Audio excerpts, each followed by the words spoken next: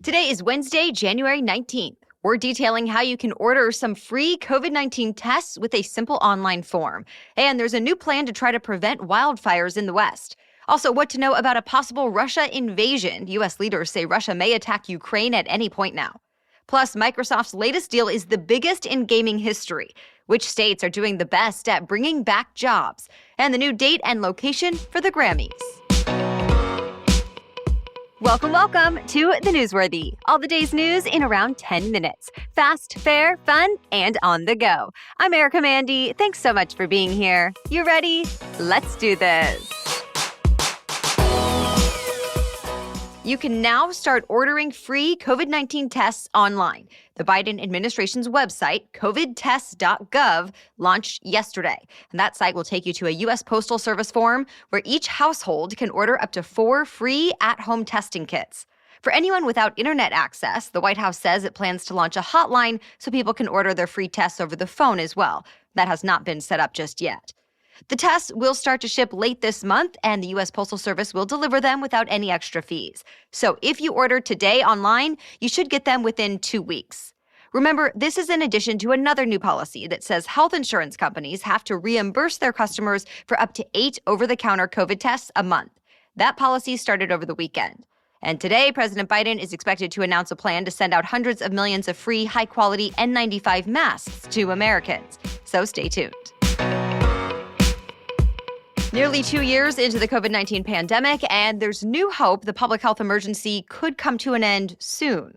The World Health Organization says the worst of the deaths, hospitalizations, and lockdowns could be over this year.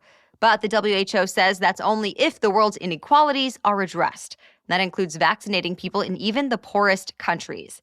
Fewer than 10% of people in lower-income countries have gotten just 1 dose of a COVID-19 vaccine.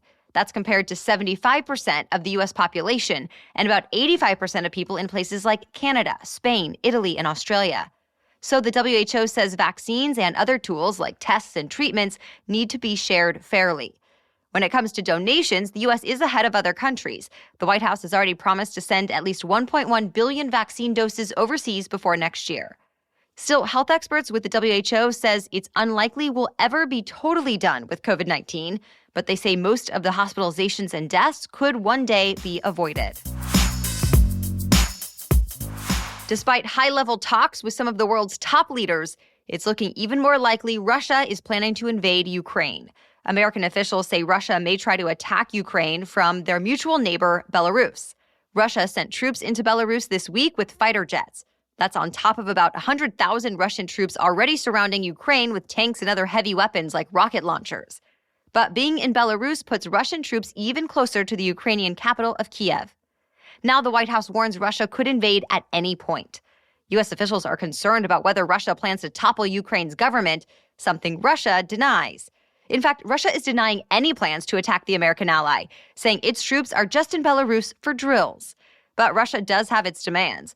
Remember, Russia does not want Ukraine or other Eastern European countries to become part of the NATO alliance.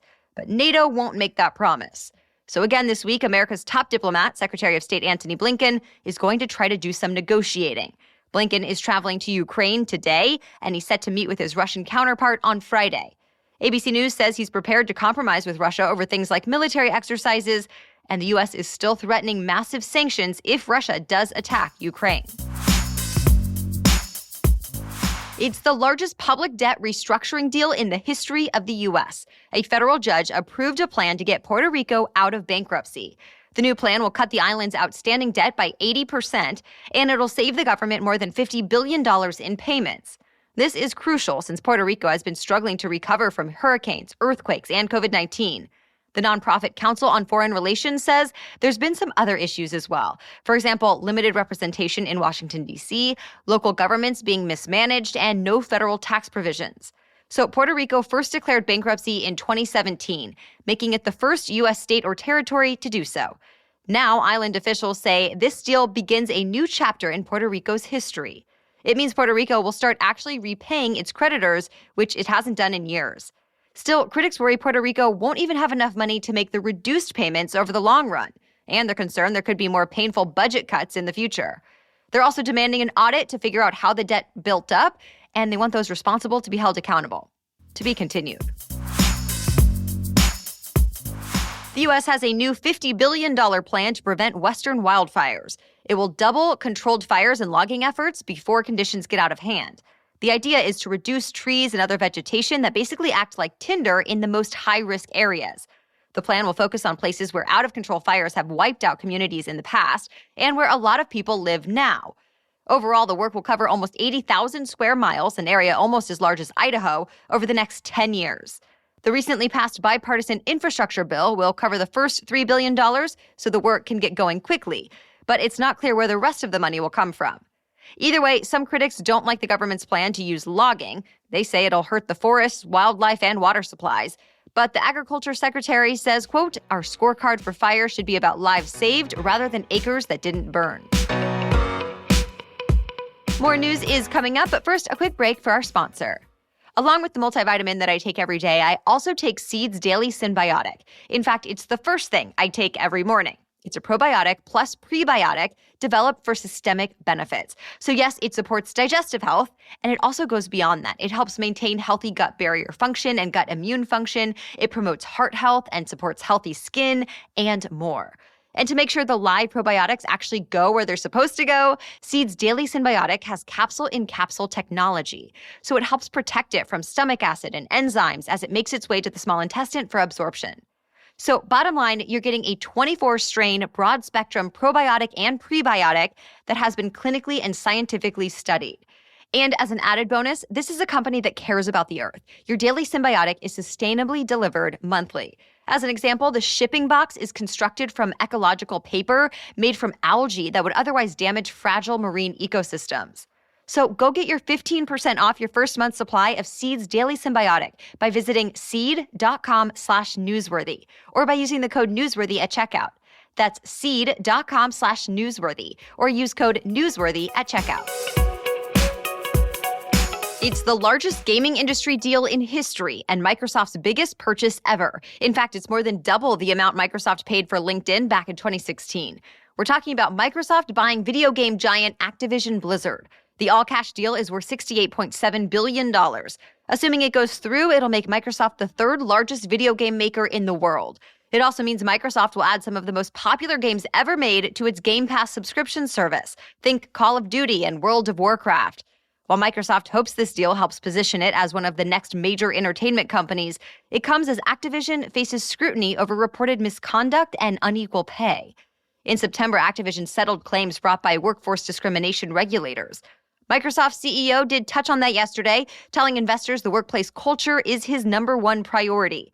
That deal is part of a plan to be more Netflix-like, beefing up content so people will pay for subscriptions. Microsoft's current Game Pass subscription costs about $15 a month and lets users play any game in the library. Those games are not just for Xbox, but also mobile phones and PC. The Game Pass library will eventually have those Activision Blizzard games, but not until the deal is done, which will be likely sometime next year. The namesake of the Lakers' Crypto.com arena is responding to concerns that customer funds were stolen. Crypto.com is a major cryptocurrency exchange. It says funds are safe, but it does admit users reported suspicious activity. Then the platform suspended withdrawals for about 14 hours on Monday. The company's CEO tweeted that while no customer funds were lost, they hardened the infrastructure after the incident and will provide more details once an internal investigation is complete. But the blockchain security company PeckShield said it investigated and found that Crypto.com actually lost about $15 million. We have an update now to a story we mentioned yesterday. AT&T and Verizon are now delaying the launch of their 5G networks at cell towers around key airports. To be clear, the 5G rollout will still move forward everywhere else as planned today, and that's meant to provide more coverage and faster service. AT&T and Verizon did seem pretty frustrated by having to delay the launch around airports again. Both say the FAA had 2 years to plan for the 5G deployment and pointed to other countries who did it successfully. Remember, the 5G launch was already delayed 2 weeks since the FAA warned the 5G frequency could interfere with certain airplane devices and that it could impact safety near some airports. Then the CEOs of the country's largest airlines just asked for the launch to be pushed back again, or they say it could cause major flight cancellations. This time, the telecom companies didn't say how long they're willing to wait to turn on the cell towers around the specific airports. For the first time in more than 2 decades, Jamaica is sending a 4-man bobsled team back to the Olympics. The island nation actually qualified in 3 Olympic bobsled events for the first time. Those are the 4-man, the 2-man, and the new event, the women's monobob, which of course is just one woman. The last time Jamaica sent a 4-man team was 24 years ago. The Jamaica bobsled team rose to fame at the 1988 Winter Olympics. They were thought of as underdogs since they were competing in a winter sport when their home has a tropical environment. That team, even though they did not medal or even finish the race, inspired the 1993 Disney movie Cool Runnings. For the first time ever, Las Vegas will host music's biggest night. The Grammy Awards will now be on April 3rd at the MGM Grand. Just 2 weeks ago, the Recording Academy announced the show was not happening as planned on January 31st in Los Angeles. And as Billboard reports, there weren't available venues in LA for the later date, so Vegas became a frontrunner. Well, that's it for your main news today. So now it's time for Work Wednesday, when we break down one interesting career or work-related news story every Wednesday. But first, a message from our sponsor. I was recently talking to a friend about something she was going through, and she felt like it wasn't big enough of an issue to go to therapy. But here's the thing. You do not have to wait until something feels unbearable to get some help. In fact, therapy can help you deal with something before things get worse. I think of it like taking care of my physical health. It's important to be proactive. And with BetterHelp, you don't even need to change out of your pajamas because you can talk to a licensed professional counselor from the comfort of your own home. Whether you're texting, talking on the phone, or connecting on a video call, it's secure and confidential. BetterHelp has counselors who are specialized in stress, anxiety, grief, relationships, and much more. And if you're ever not happy with yours, just change counselors anytime until you find the right fit. It's even more affordable than traditional offline counseling, and financial aid is available. I want you to start living a happier life today. As a listener, you'll get 10% off your first month by visiting betterhelp.com/newsworthy.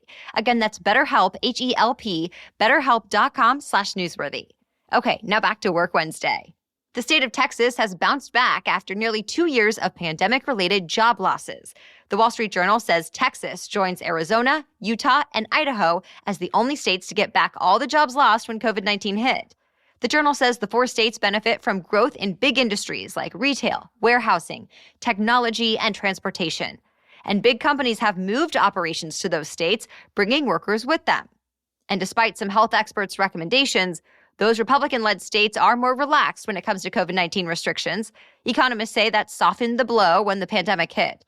New York, on the other hand, is lagging far behind and has less than 2/3 of its jobs back. PolitiFact says the U.S. economy as a whole still has 5 million fewer jobs than it did before the pandemic hit. At the same time, businesses are still complaining they just can't fill jobs as workers quit at record high levels. Well, thank you so much for joining us today as part of your daily routine. We'll catch you up on more news to know tomorrow. Until then, have a great day.